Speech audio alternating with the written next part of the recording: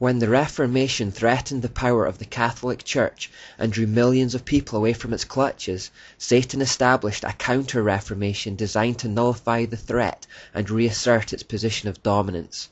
At the Council of Trent from 1545 to 1563, a commission of cardinals was put together to clean up the Catholic Church and to reassert its position of authority as the only true Church of God. Fundamental to this movement was the establishment of new religious orders.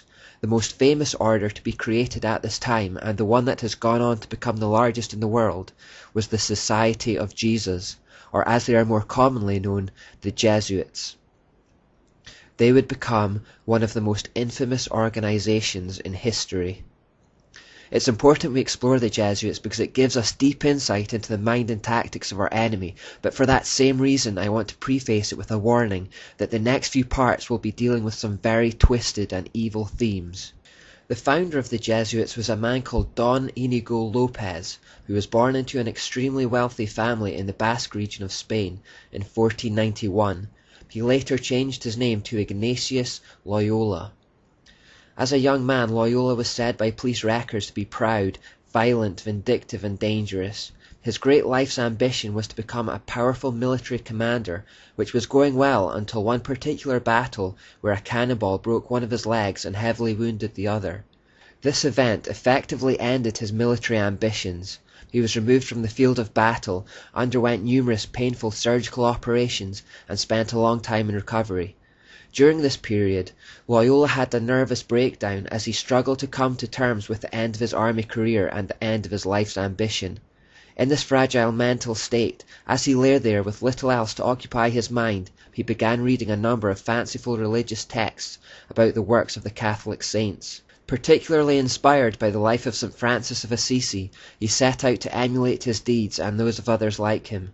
He began to envision Jesus as a type of great military commander, and thought that although his physical army career was over, he could instead become a kind of general in Jesus' army instead, the goal of which would be to capture the world.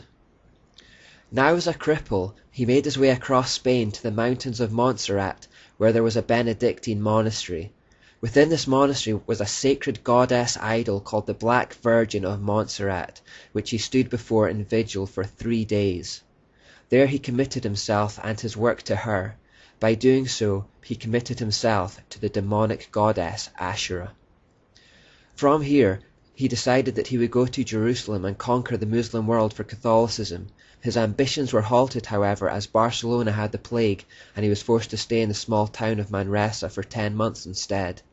For those 10 months, he lived in a cave, torturing himself physically and mentally, until he began to have dreams and visions. Through these hallucinations he claimed that the secret doctrine of the Catholic Church was taught to him by a form in the air near him, and this form gave him much consolation because it was exceedingly beautiful. It somehow seemed to have the shape of a serpent and had many things that shone like eyes but were not eyes. He received much delight and consolation from gazing upon this object, but when the object vanished, he became disconsolate. Here we see the telltale signs of a demonic cave revelation, exactly like that which Muhammad experienced. More explicitly than Muhammad's encounter, the being came in the form of a serpent rather than an angel of light. Similar to Muhammad, Loyola found himself prone to depression after contact. After the 10-month period in the cave, Loyola proceeded to Jerusalem, where he approached the Franciscan monks. They told him to go home as they did not want any political trouble. It was upon his return to Spain that he started formal training by studying theology at various universities. At this time he, along with a small band of companions, also started making disciples of others. While Loyola preached, it was noted that some of his female followers became so hysterically zealous that one fell senseless, another sometimes rolled about on the ground, another had been seen in the grip of convulsions or shuddering and sweating in anguish. Clearly demonic activity was at work following his cave experience and commitment to the demonic Asherah idol, and for the rest of his life he was known for having mystic powers. In the coming years he would be thrown into jail twice under the suspicion that he was a member of the Alumbrado, or as we know them, the Illuminati, and we'll discover more about them later. The description of people falling senseless and going into convulsions may remind you of scenes from Christian churches in recent times. To deal with that, I want to refer you to a 3-part series called Kundalini Warning, which I'll provide links for below. Please watch all the way to the end for a balanced opinion. By 1534, Ignatius Loyola had 6 key companions, all of whom he had met at university, and they formed the initial military brotherhood of the Society of Jesus. On the morning of 15th of August 1534, they met in the crypt of the Church of Our Lady of the Martyrs at Montmartre, and took solemn vows committing themselves to their lifelong work. As a man with an army background, Loyola created his order with the principles and disciplines that he had been used to as a soldier. The leader demanded the unquestioning obedience from his inferiors.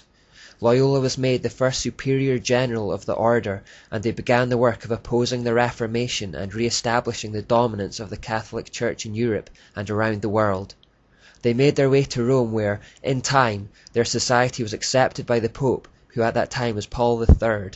Paul III had seen the need of such a military order to repel the progress that the Protestant Reformation was making, as the Catholic Church seemed powerless by its own means. The Pope invested in them the authority to excommunicate all who would hinder or who do not aid the society, to confer orders, preach and administer the sacraments, to change their general, to absolve heretics as well as imprison the excommunicate, to exercise episcopal functions, to confirm, exercise, dispense, etc., to disguise themselves, to carry movable altars, give plenary indulgences, to live exempt, free from secular powers, taxes, as well as jurisdiction, authority, sentence, and command of any other ordinary delegate, judge, magistrate, from any search. In other words, the Jesuits were given authority from the Catholic Church to operate above the law and to employ any means necessary to do their work. With this remit, in time, the Jesuits became the most prominent and powerful of Catholic weapons against the Reformation.